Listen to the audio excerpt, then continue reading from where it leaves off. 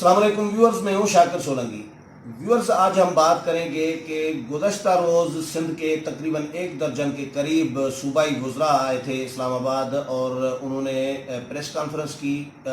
Specially ये press conference करने के लिए आए थे ताकि इस्लामाबाद से जो आवाज़ उठेगी या जाएगी, कवरेज भी भरपूर मिलेगी, उसका कोई असर होगा। वफाकी हुकूमत से गिला करने आए थे, इदारों से गिला करने आए थे कि आसिफ अली जरदारी के साथ और सिंध की पीपल्स पार्टी के साथ स्पेशली ज़्यादती की जा रही है। पीपल्स पार्टी की क़यादत के साथ, वो सूबे में हो या मरकज़ में हो, इंतकामी कार्रवाइयाँ की जा रही हैं। उन्होंने मुतालबात भी कुछ रखे।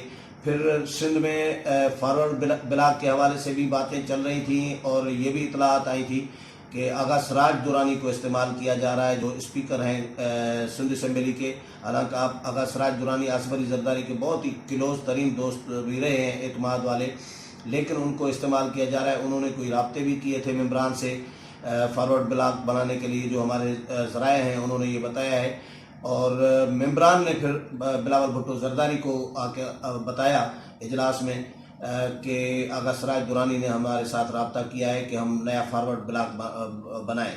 तो ये चीज़ें सारी डिस्कस करने के लिए रज़ा खट्टी साहब हमारे साथ मौजूद हैं। इनसे डिस्कस करेंगे कि पीपल्स पार्टी के साथ वफाक वाकई ज़्यादती कर रहा है, इदारे ज़्यादती कर रहे हैं, या पीपल्स पार्टी का रोना धोना जो है वो दुरुस्त है या नहीं। खट्टी साहब, कल आप भी प्रेस कॉन्फ्रेंस में थे, गुजरा से सवालात आपने भी किए, मैंने भी किए, शहीद गनी लीड कर रहे थे। क्या नज़र आ रहा है कि वफाक वाकई ज़्यादती कर रहा है, कोई फॉरवर्ड ब्लॉक बनाने में कामयाब होगा, सिंध हुकूमत जा रही है, क्या तकलीफ क्या है पीपल्स पार्टी को? बहुत शुक्रिया। कल जब वो प्रेस कॉन्फ्रेंस आ रहे थे, वो सारी दुआई दे रहे थे वफाक के खिलाफ, तो मुझे वो याद आ रहा था कि गुनाह जो है वो आदमी का सारी उम्र पीछा करते हैं। मुझे तारीख का वो वर्क याद आ रहा था कि जब याया खान ने ऑपरेशन शुरू किया था मशरक़ी पाकिस्तान में, और पाकिस्तान की फ़ौज ने ऑपरेशन शुरू किया, नतीजे में वो पाकिस्तान तकसीम हो गया, बांग्लादेश बन गया। तो मुझे कि जुल्फ़िकार अली भुट्टो पाकिस्तान की तारीख के पहले सिविलियन चीफ मार्शल एडमिनिस्ट्रेटर फ़ौज ने बनाया था, क्योंकि याया खान को उन्होंने नज़रबंद कर लिया, माजूल करके। वो अख्तियार याया खान का जुल्फ़िकार अली भुट्टो को मुंतकिल हुआ, उसके बाद वो सदर बने, उसके बाद वज़ीर आज़म बने, और वो जो हुई चीज़ें वो आपके साथ। अब इशू ये है कि बंगाली यही चीखते रहे इस मुल्क के अंदर कि भाई बात यह है कि ये जो पंजाब का गलबा है उसमें दूसरी कौमों की जो आवाज़ें हैं वो सुनने नहीं देता। जब दूसरी कौमें बात करती हैं अपने हुकूक की, अपने वफाकी मुलाजमतों में अपने कोटे की, अपनी जो है बाकी जो दीगर हुकूक है उसकी, तब अचानक ऐसा हो जाता है कि पाकिस्तान को ख़तरात लाक हो जाते हैं, इस्लाम को ख़तरात लाक हो जाते हैं, और फिर कहते हैं कि पाकिस्तान इस वक्त मुश्किल तरीन हालात में, तो हम सारे मुसलमान हैं, इसलिए आप जो है वो खामोश रहें और ये मुल्क चलने दें, फिर आगे आने वाले दिनों में हम देखेंगे। जुल्फ़िकार अली भुट्टो के पास एक बहुत बड़ा मौका था तारीख के अंदर। 2 मौके थे उनके पास। एक वो था कि अगर वो शेख मुजीब के मैंडेट को तस्लीम कर लेते और वो उनके साथ खड़े होते, तो शायद आज पाकिस्तान के अंदर ये जो कौमों के दरमियान इतना बड़ा गैप हुआ है वो ना होता। एक तो दूसरा ये था कि भुट्टो साहब जब फ़ौज मुकम्मल डीमोरल हो चुकी, आपके 90,000 फ़ौजी, सिविलियन और दीगर लोग हिंदुस्तान के उसमें सामने उन्होंने सरेंडर किया, फ़ौज डीमोरल हो चुकी थी, भुट्टो साहब उन्हें ले आए अपने एक ताशकंद मुआहदे में, ठीक है ना। जब वो उन्हें ले आए तो उन दिनों चाहिए था कि वो इदारती सतह पर इतनी जो है वो इस्लाहत करते कि पाकिस्तान की फ़ौज जो है इस कंडीशन में ना होती। पाकिस्तान की फ़ौज को ये एक थोड़ा टाइम था जिसमें उसकी जो फैसला कुव्वत थी वो डिस्टर्ब हुई थी। उसके बाद दोबारा जैसे ज़ियाउल हक आया तो उसने फिर वो सारी जो पिछली उनकी जो वो समझ रहे थे कि कमज़ोरियाँ हैं, उन्होंने उसका भी अज़ारा किया, नतीजे में हमने देखा। अब पाकिस्तान में होता ये है कि आप मुझे ये बताएं, आप भी फील्ड में यहाँ हैं इस्लामाबाद में, मैं भी काम करता हूँ, दीगर लोग हैं, अब मुझे ये बताएं, ये आवाज़ उठती है कि सिंधी कितने वफाकी सेक्रेटरी यहाँ पर है, उठती है सिंधियों को इतनी, अब उसमें वो शिद्दत नहीं रही, अब नहीं है, सारी चीज़ें खत्म हो पहले गई। रही। हाँ पहले थी लेकिन अब नहीं है। ये मुसलसल इसलिए हुआ कि गुज़िश्ता 12-13 साल से पीपल्स पार्टी मुसलसल सिंध में हुकूमत में है।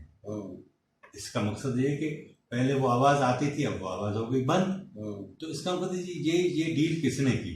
वफाक के खिलाफ कोई आवाज़ नहीं उठती। क्या इशू है? एक तो ये। दूसरा इशू ये है कि सिंध के लोग जो हैं, देखें ना, हम आपस में बैठे हैं, ये डिस्कस कर रहे हैं। मुझे ज़ाती तौर पे लगता था कि मियाँ नवाज शरीफ अगर गिरफ्तार हो गए तो पंजाब जो है वो जीटी रोड ऐसा उठेगा कि सारा जो है वो तहस नहस कर देगा। कुछ भी नहीं हुआ। जरदारी साहब गिरफ्तार हो गए, पार्टी ने लोगों को कहा, अपने अहदेदारों को खुदा के वास्ते मुजाहरे करवाएं, उन्होंने फोटो सेशन किए, मुजाहरे किए, कोई उसमें उन मुजाहरों में हमें गुस्सा नज़र नहीं आता था। उसके बाद उनकी हमशीरा गिरफ्तार हुई आपके सामने।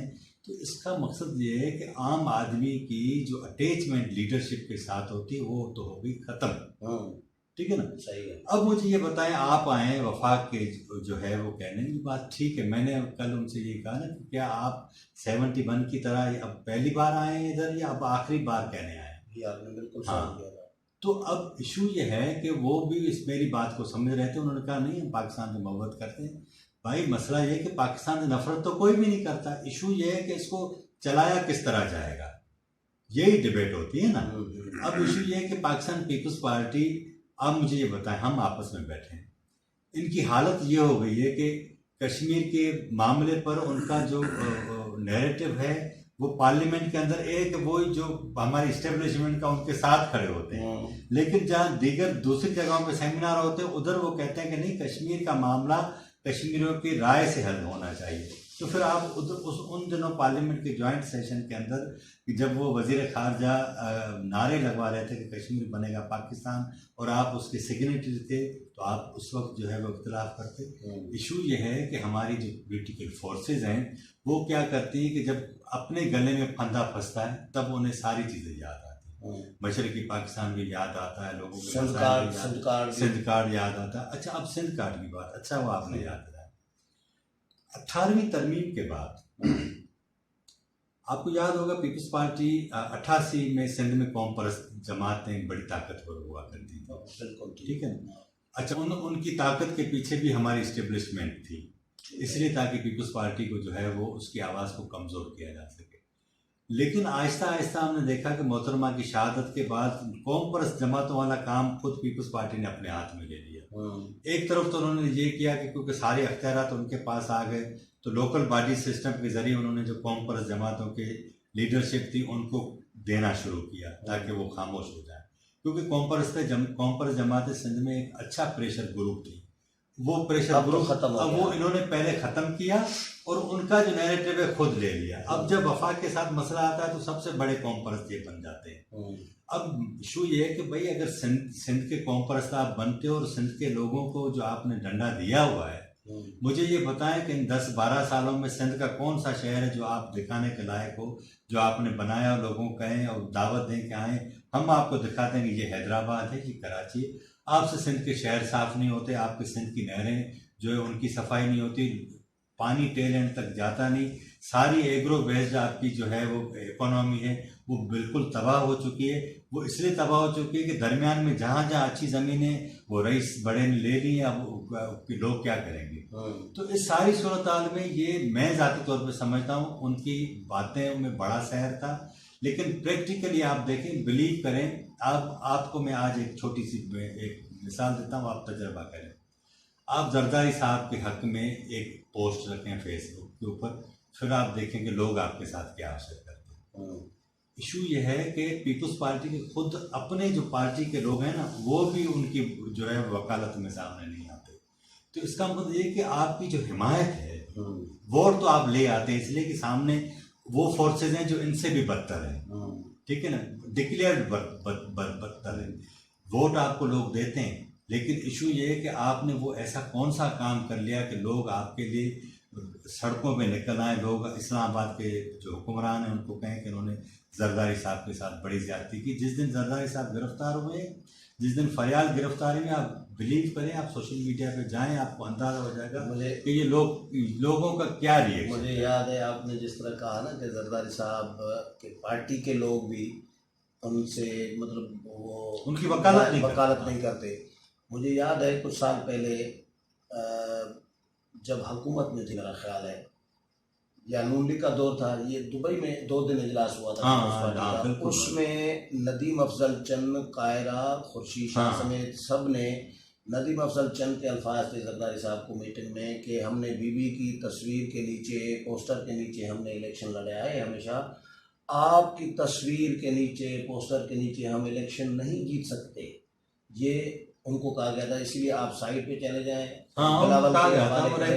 तो ये पार्टी में तो मामला जरदारी साहब के बहरहाल अच्छे नहीं थे, वकालत नहीं पहले ये कि बीबी जब जिंदा थी तब भी उन्होंने पार्टी को, मैं जाती तौर पे समझता हूँ कि उसका जो स्ट्रक्चर है उसके ऊपर उन्होंने अपने जाती दोस्तों को, तो आपकी बातों से तो ये लगा कि ये जो रोना धोना करना ये सारा कुछ, मैं आपको आज एक बात बताऊं, आप जहन में रखें, ये फॉर्मेलिटी पूरी फॉर्मेलिटी नहीं, ये देखें ना, पीपल्स पार्टी के अंदर 2 किस्म के लोग हैं। एक तो हैं वो जो है वो चमचागिरी करके क़यादत के सामने अपनी जगह बनाना चाहते हैं। कुछ लोग ऐसे हैं जो अपनी अहलियत की बुनियाद पर जगह बनाना चाहते हैं, जिनको आप अच्छे फेस कह सकते हैं। मतलब ये कि एहसास हसन है, फरतुल्लाह बाबर हैं, सईद गनी हैं, खुद मैं उनको अच्छा आदमी समझता हूँ। इस तरह के कुछ और फेसेस हैं, बाकियों का तो मुंह काला हुआ। आप मुझे ये बताएं कि इस तरह के उनकी, आप सिर्फ उनके असा से देखें, उनके पास जो गाड़ियां हैं वो किस तरह रहते हैं, ये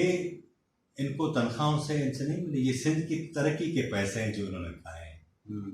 आप अंदर किसी सड़क के पैसे हैं, किसी गटर नाले के पैसे हैं, किसी शहर की सफाई के पैसे हैं, ये सारे बटेरे इन्होंने मैं आपको एक बात बताऊं कि सिंध में एक ऐसी करप्ट एलीट पैदा की जिन्होंने बाकी सारी जो है वो पॉलिटिकल कल्चर को बर्बाद कर दिया। सिंध में इनकी वजह से लोग सियासत कहते हैं कि सियासत तो वही मोतबर है जो ज़्यादा करप्ट है। सियासत की शक्ल इन्होंने बिगाड़ के रख दी। तो मेरा ख्याल है कि ये सारी ज़बानी कलामी थी, वो बताने आए थे इस्लामाबाद में, ये सारे सिंध के वजीर कि हम सिंध काबीना में ये यार इशू ये है कि ये अगर आपको ये आप 2019 में कह रहे हैं, अगर 1971 में अगर आप जो सियासत का बुनियादी नुक्ता फ़लसफ़ा जो है बुनियाद, उसके ऊपर खड़े होते, आप 52% जो बंगाली थे उनके साथ खड़े होते तो आज ये सूरत न थी। आप इनके साथ खड़े हुए, आज 2019 में उन्होंने ही आपको हर बार डंडा दिया है। 88 में दिया, 93 में दिया, उसके बाद आप मुझे ये बताएं फिर आप 2007 में 8वीं दफा तब भी आपके साथ यही हुआ। तो ये ऐसा होता है, तो इसलिए इनको चाहिए कि अपने जो गुनाह हैं उनसे तौबा तायब हों और अपने रवैये बेहतर करें, नए तरीके से चले तो ठीक है, नहीं तो ये सूरत और ज़्यादा खराब। चले, बहुत शुक्रिया खत्री साहब। व्यूअर्स, खत्री साहब की राय आपने सुनी। अगले प्रोग्राम तक इजाज़त लेते हैं। अल्लाह हाफिज़।